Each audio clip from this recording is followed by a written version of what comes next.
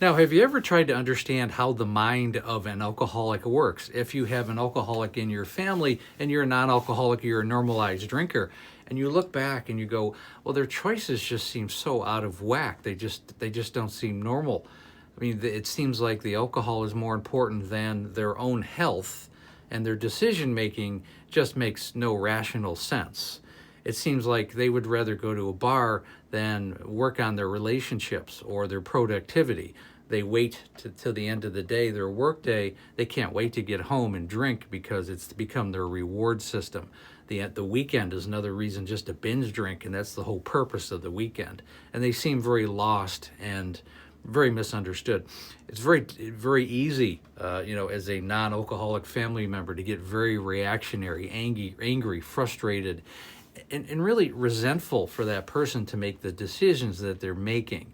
The thing is, you have to have the empathy and the understanding of what's really going on in their brain, how they got there, why they got there, and if something doesn't change because it's a mental health disease, it's only going to get worse. So let's put this in perspective and let's try to understand how the alcoholic mind works. So imagine this, if you will. Let's take your favorite food and just imagine what your favorite food is. I'm going to use pizza because it's pretty universal. It's pretty well liked worldwide. So someone puts a pizza in front of you and it's your favorite food. You just love pizza. Okay, and this is a high-end pizza place. It's hand-rolled dough.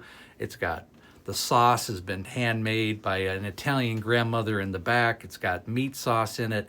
There's peppers and onions and sausage, cheese. I mean, cheese that just came from a goat, okay? I mean, it's just beautiful. And they set it in front of you, and you can just smell the peppers and the meat and the sauce and the cheese, and it's just like you're savoring. I mean, you're just drooling from it.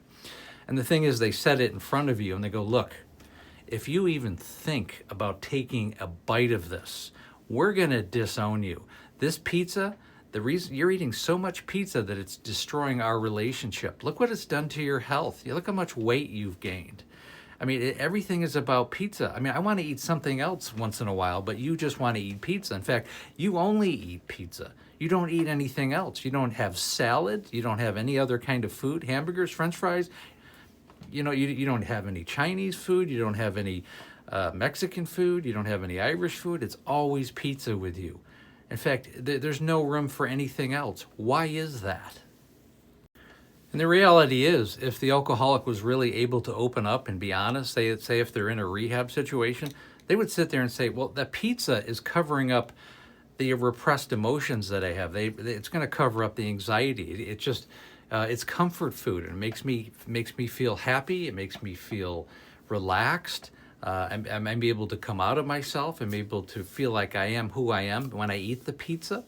It covers up the trauma that I had when I was in childhood. The thing is, my whole family, we ate pizza like 5-6 nights a week when I was a kid. Everybody ate pizza. So, I mean, why would it not be my favorite food? My grandmother used to make it. She used to come in. She lived with us, and she made, homemade pizza for us, like, a lot, and this type of food. So, I mean, that's what I grew up with. That's what I really like. I mean, that's who I am. And no one's ever told me that there's nothing wrong with eating as much pizza as I do. So why do you have a problem with me eating pizza? I really don't understand. And the thing is, growing up, I mean, all my friends eat pizza. I mean, we used to go out to a pizza parlor. When we had football games in high school, everybody went to a pizza parlor, and everybody ate pizza.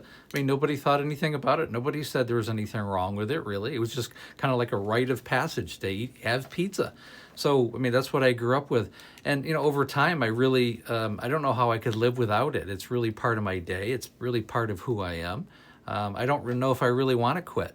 I don't know if I can. And to think that I could never eat a pizza again in my life, that's more stressful than anything I could think of. I can't even conceive of never eating a pizza again. I mean, that would be a torture worse than death. Why would you even suggest that to me? I mean, it's who I am. It's what makes me happy. It's what helps me with my emotions. And, I think it's a good thing for me. I think it's a healthy thing for me. I mean, come on. I just want to relax. I just want to relax at the end of the day with a pizza. I'm not hurting anybody. I mean, if you think I'm hurting somebody, I guess I'm just hurting myself, but so what? If it's my choice. And the thing is, do you remember the last time I tried to stop eating pizza? I went into convulsions. I almost had a heart attack, for Christ's sakes. I mean, I had dry heaves. I was in front of the toilet for 3 days. I was so dehydrated because I couldn't have a pizza. I mean, and I can't go without pizza. I know that's scarier. Going without pizza is actually a scarier thought than stopping, than continuing to eat pizza. I know it's not the best thing for me. I know it's not the healthiest thing for me. I admit that, but I can't imagine my life without it. I know. I mean, there's a lot of other people that feel the same way I do. Most of my friends eat pizza, and I like to be around friends who like to do what I like to do. I feel comfortable and I feel safe in that environment. So I hope that makes sense to a non-alcoholic, what an alcoholic mind goes through. It's not just about pizza. It's about how their life changes and how it envelops every aspect of their life.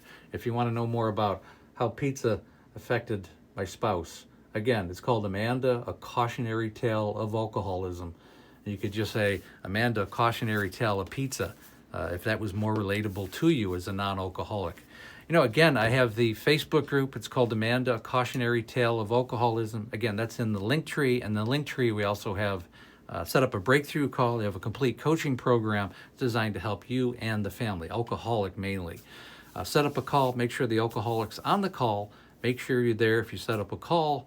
And the call is free. The course is definitely not. It's really designed to set you and your family on a path of sustainable sobriety.